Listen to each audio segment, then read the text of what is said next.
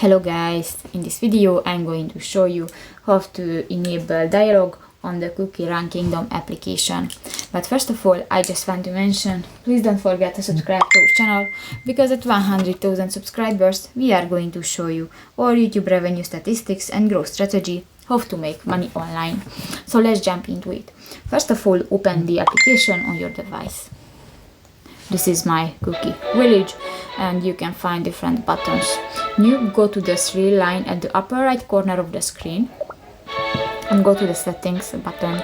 In the key performance section, go to the lower side and you can find different buttons: the vibration, receive gifts from friends only, flame, jump and slide.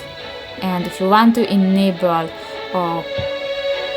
anyone these functions, click to the on button, and if it will be turned green, you can use this function.